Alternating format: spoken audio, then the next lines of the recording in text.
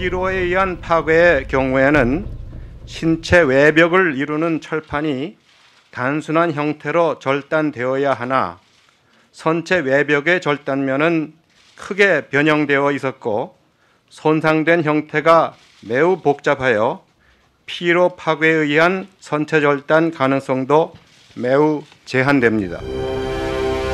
그렇다면 그날 밤 천안함에는 어떤 일이 있었던 걸까?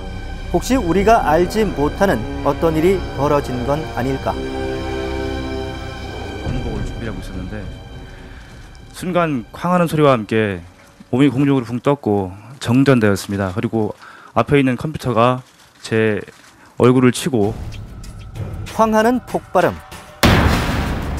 생존 장병들의 증언 가운데 공통점은 엄청난 폭발음이 있었다는 겁니다. 이 폭발의 실체는 뭘까?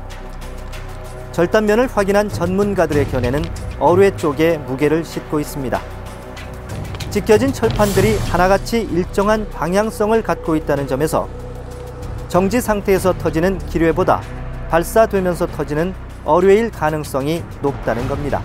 기뢰는 아무래도 고정식이고 수동식이라는 말씀이죠. 거기에 비해서 의뢰는 좀 더 동태적으로 발사라는 건 장치를 통해서 의도적으로 겨냥할 수 있는 그런 수단이기 때문에 어뢰가 바다의 미사일이라면 기뢰는 일종의 덫이어서 터지든 안 터지든 흔적을 남기기 쉽고 설치하는데도 위험 부담이 따른다는 점이 기뢰의 가능성을 낮게 보는 이유입니다.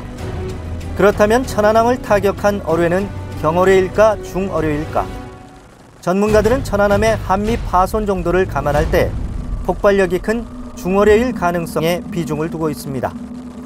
선체 통로 바닥에 초록색 우레탄이 갑판 위까지 솟구칠 정도로 충격이 강했기 때문입니다.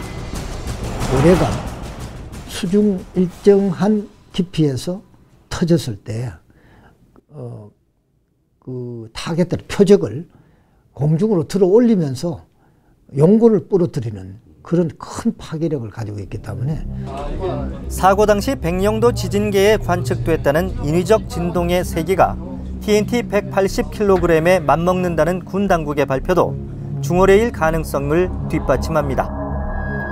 경어뢰는 폭발의 위력이 TNT 70kg에 불과한 반면 중어뢰의 위력은 TNT 200kg 정도로 사고 당시 관측된 인공 충격파와도 비슷합니다. 그렇다면 중어뢰 공격을 한 배는 어떤 종류였을까? 한순간에 천안함을 가라앉힌 대상이 실제로 어뢰이고 또 어뢰 중에서도 중어뢰라고 한다면 탑재한 선박은 잠수정일 가능성이 높습니다. 사고 해역이 수심 40m 정도로 비교적 깊지 않은 편인데다 당시 서해 해상에서는 한미 합동으로 독수리 훈련이 펼쳐지던 때라 은밀성과 기동성을 모두 갖추려면 잠수정 밖에는 없다는 게 군사 전문가들의 관측입니다.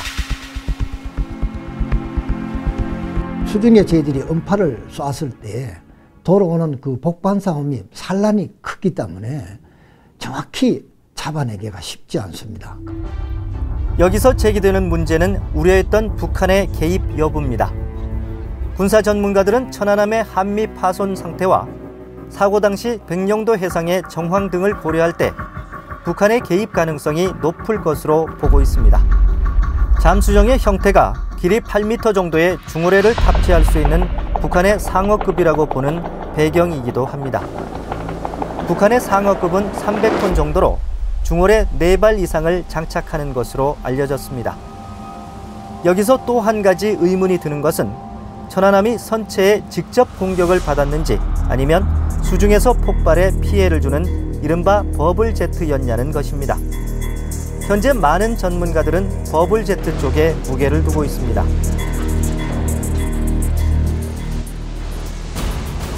부동강이 난 현상, 특히 선미의 그런 현상, 네네. 그런 거를 봐서는 그 배 밑에, 왼쪽 밑에 약간 거기도 뭐 정확히 말을 할 수 없겠지만서도 약간 배 밑에 한 2, 3m하고 그런 게 돼서 팍 터지면은 그런 그 버블제트 그런 현상이 일어나죠. 직격탄일 경우 선체가 심하게 파손되더라도 포탄 형태의 구멍 흔적이 남아야 하는데 그렇지 않다는 점도 버블제트 주장을 뒷받침하는 요인입니다. 충격식 같으면 어느 순간인가 어떤 부위에 어뢰가 충격을 할 때 들어가는 그 구멍이 있어야 되는데 그런 그 구멍을 타공을 발견하지 못하고 인양된 선체 한미의 절단면에서 화약 폭발의 흔적이 발견되지 않는 점도 직격의 가능성을 낮게 보는 이유입니다. 어뢰와 같은 폭탄이 선체를 직접 타격했다면 반드시 화약이나 불길의 흔적이 남아야 한다는 게 군 관계자들의 설명입니다. 하지만 이 대목에서 풀리지 않는 의문점이 남습니다. 수중 폭발로 일어나는 버블제트 현상에서는 반드시 거대한 물기둥이 생기게 마련인데 이를 본 목격자가 없다는 점입니다. 저는 그 함교 우연 견실을 맡고 있었습니다. 당시에 함교 우연 견실이라고 하면은 그 함교 바로 밖에 우연 쪽에 나와서 그 외부를 배가 진출하는 그 외부를 관찰하는 역할을 합니다. 제가 봤을 때는 그 물기둥 같은 특별한 점은 없었습니다. 하지만 생존 장병들이 모두 함수에 있었고 워낙 경황이 없이 순식간에 벌어진 일이라 못 봤을 수도 있다는 분석도 나오고 있습니다. 기본적으로 항해를 하고 있는 전방을 주시하고 있기 때문에 그 폭발음과 물기둥이 뒤쪽에서 발생을 했다면 그건 견시들이 확인하기 힘들었을 거라고 생각을 합니다. 계속 물기둥을 얘기를 하시는데 함정은 야간이 되면은 등화 관제를 실시합니다. 적에게 보이지 않기 위해서 불빛이 새어나가는 것을 막기 위해서 각종 문들을 닫고 있습니다. 그렇다면 북한은 이번 천안함 침몰 사고를 어떻게 보고 있을까? 적들이 신성한 우리 조국의 하늘과 땅, 바다를 0.001mm라도 감히 침범한다면 다지고 다져온 부족의 권력으로 침략자들을 일격에 쓸어버리고 천안함 한미가 인양되기 직전인 지난 14일 김정일 국방위원장은 이례적으로 대규모 군사훈련을 참관했습니다. 북한은 같은 날 정명도 해군사령관 등 대장 4명을 포함해 군 장성 100명에 대한 대대적인 승진 인사도 단행했습니다. 이때까지만 해도 북한은 천안함 사고에 대해 침묵으로 일관했습니다. 변화를 보인 건 이로부터 이틀 뒤인 지난 17일. 군사론 평원의 글을 보내드리겠습니다. 괴뢰들이 돌리고 있는 북관련설의 진상을 밝힌다. 천안함 침몰 22일 만에 나온 첫 공식 입장은 이랬습니다. 최근에는 그 외부 폭발이 틀림없이 어뢰에 의하여 일어났으며 그 어뢰는 우리 잠수정이나 반잠수정에 의하여 발사되었을 가능성이 크다는 북관련설을 날조하여 유포시키고 있다. 이때는 합동조사단이 천안함의 침몰 원인을 사실상 외부 폭발로 결론 내린 시점이었습니다.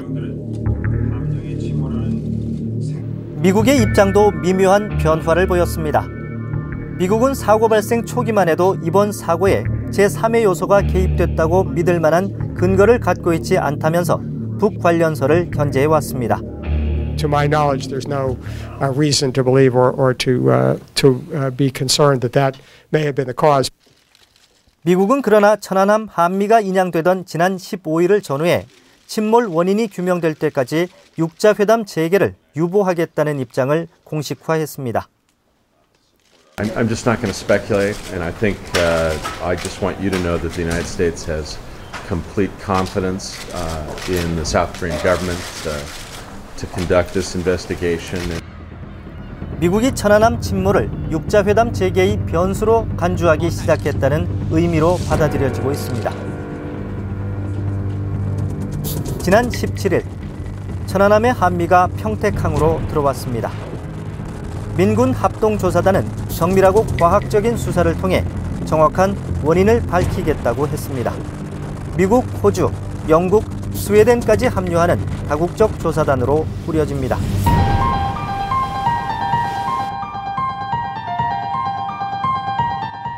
기본적으로 그분들이 수중 무기에 대해서는 가장 전문성을 갖고 있는 분들이고 그 결과를 유엔을 통해서 또 해결할 수 있는, 접근할 수 있는 그런 어떤 단초도 될 수 있기 때문에 합동조사단은 함수까지 끌어올려 한미와